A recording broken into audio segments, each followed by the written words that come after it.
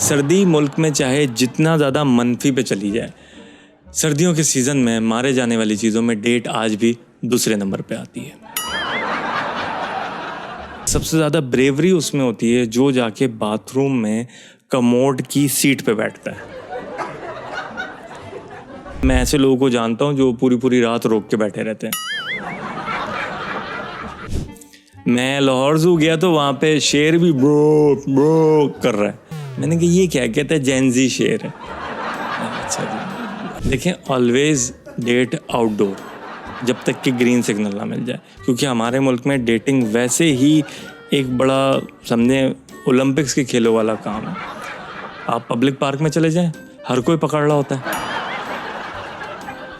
तो सर्दियों में जो है आप लोग कोशिश करें कि ज़्यादा से ज़्यादा टाइम जो है वो रज़ाई में गुजारें, क्योंकि रज़ाई और कंबल में फ़र्क ये होता है कि रज़ाई में मूवमेंट नहीं पकड़ी जाती, कंबल में ऊपर से पता चल जाता है कि क्या हो रहा है क्या नहीं हो रहा है। आज बात करेंगे सर्दियों पे और डेटिंग पे।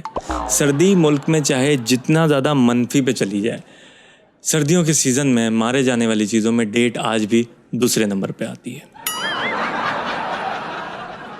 माशाल्लाह आज सारे समझदार लोग बैठे हैं, मज़ा आएगा। तो ऐसा है कि सर्दी में टिक के बैठना भी बड़ा मुश्किल होता है। सूप पीने चलते हैं, अनार लेने चलते हैं, कोई मफलर ख़रीद लेते हैं, टिक के नहीं बैठता सर्दी में कोई भी।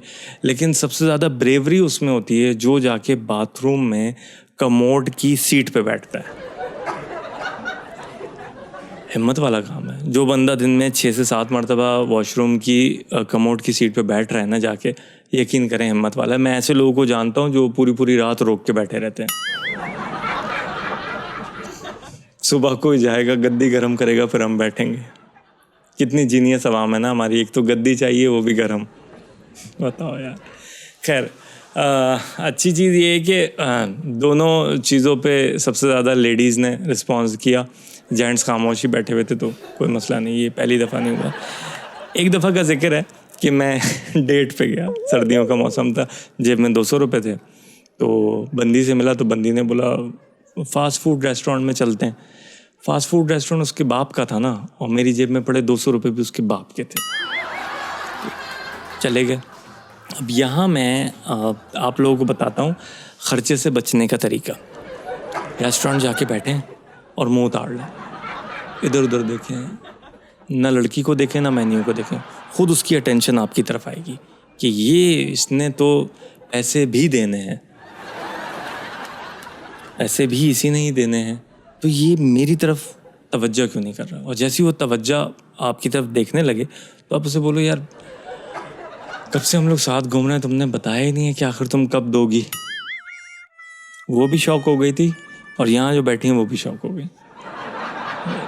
थिंक पॉजिटिव भाई, कब से हम साथ में डेट कर रहे हैं, तुम मुझे कब मौका दोगी अपने दिल की बात का इजहार करने का। हमारे टाइम पे बड़ा अजीब सीन होता था, स्माइल पास कर रहे हैं, एक जैसे कलर्स पहन रहे हैं, एक दूसरे को पसंद करते हैं, आई लव यू नहीं बोला। इस मामले में मैं दाद देता हूँ जेनजी को। पहली मुलाकात में ही यार bro I love you bro, आगे से पार्टनर कहता है chill bro we are just friends bro. फिर कॉलेज की फेयरवेल पार्टी होती है, थोड़ी सी वीड होती है, डांस होता है, डांसिंग कार होती है, और कार से निकल के we are still friends chill bro. मैं लाहौर ज़ू गया तो वहाँ पे शेर भी ब्रो ब्रो कर रहा है। मैंने कहा ये क्या, कहता है जेनजी शेर है। अच्छा जी, होगा कुछ इनका। तो अपने मनहूस दोस्त याद आते हैं जो सिर्फ दोस्ती रह गए। दोस्ती तो ये जेनजी से सीखो यार, ये होती है दोस्ती। हम लोग खैर दोस्ती कर ली और दोस्त के कपल की फ़िक्र कर रहे हैं। फ़िक्रें यहाँ भी हैं। बहरहाल डेट पे, मेरी डेट पे वापस आते हैं। अब लड़की परेशान है, उसने अटेंशन आपकी तरफ ले ली, मेन्यू से अटेंशन हट गई, वेरी गुड, मिशन डन। अब आपने जेवलिन जो है वो लड़की के सीधा दिल में उतारना है अपना, ठीक है। और वो क्या आपने लड़की से कहना है मैं इधर उधर देखता हूँ तो दुनिया ब्लैक एंड वाइट दिखती है, तुम्हारे चेहरे को देखता हूँ तो अचानक कलर्स आ जाते हैं ज़िंदगी में, बस एक तुम ही उम्मीद हो और तो कुछ भी नहीं है। वो आपकी तरफ पूरा उसके रडार यूं करके घोड़े की तरह हो जाएंगे और आपने फिर अगला पत्ता फेंकना है कि अच्छा मेरी बातों को छोड़ो, मेन्यू देखो। बोले कि मेन्यू हटाओ, मैं तुम्हारे साथ हूँ ना, तुम टेंशन क्यों लेते हो, बस फ्राइज़ मंगा लो। और सुनो आतिफ, ऐसे परेशान ना रहा करो, I am with you always. तभी तो आउटडोर डेट थी भाई। ये इसके लिए आपको टिकर चलाना पड़ेगा। देखें, ऑलवेज डेट आउटडोर जब तक कि ग्रीन सिग्नल ना मिल जाए, क्योंकि हमारे मुल्क में डेटिंग वैसे ही एक बड़ा समझे ओलंपिक्स के खेलों वाला काम है। आप पब्लिक पार्क में चले जाएं, हर कोई पकड़ रहा होता है। मियाँ बीवी बच्चों को पकड़ रहे होते हैं, और जो मियाँ बीवी नहीं होते वो एक दूसरे को पकड़ रहे होते हैं। अब बच्चे को कह रहे होते हैं, बेटा बेटा उधर नहीं जाना, इधर नहीं जाना, ये नहीं करो, वो नहीं करो, और उधर कोने में जानू, और इधर फुल मजमे में वो लगा पड़ा हुआ है।